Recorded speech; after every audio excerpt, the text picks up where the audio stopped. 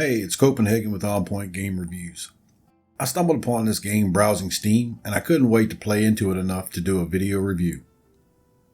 WanderingSword is a PC game developed by Swordman Studio and published by Spiral Up Games.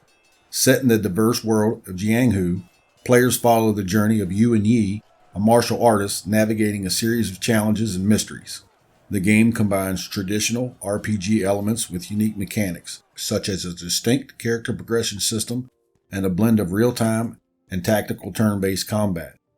With its high-definition 2D visuals and a narrative rooted in martial arts and political intrigue, WanderingSword offers a fresh take on the RPG genre. The world of Jianghu is large and diverse. It boasts deserts and jungles, plains and snow-covered mountains.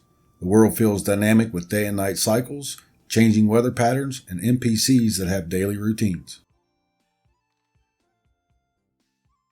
There's a rich story that unfolds while you play as Yu and Yi, filled with heartbreak, vengeance, and redemption. The adventure begins with a tragic ambush that leads you on a path of martial arts galore. There's twists and turns as the story pulls you in. Hold on, wait a minute. I really wanted to keep my videos PG, but this damn game stole that from me. Why? The story. Sure, it's great. Sure, it's rich.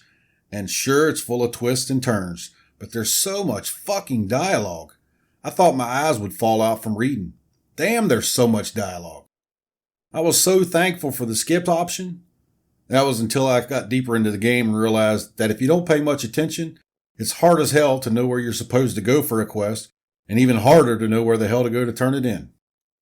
If you love to read the story as you play a game, then this one's right up your alley. If you don't, the game's still pretty fun, but you're just going to have to grit your teeth a bit. Beyond the burdensome narrative, WanderingSword has some cool mechanics. The progression system is a nice touch where the focus isn't on leveling your character, but your character's specific martial arts. These martial arts are weapon-based, and each one has an abundance of skills you can hone unique to that specific weapon.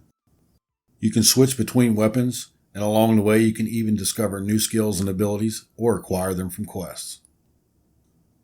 Aside from these abilities, there's also talents, or as the game calls them, meridians. Whatever the hell you want to call them, they add diversity to your character, increasing your offensive prowess and defensive capabilities. The combat is turn-based, but it can also be switched into real-time mode, which can really speed things up a bit, but I don't really care for the mode, honestly. It takes a lot of control out of your hands.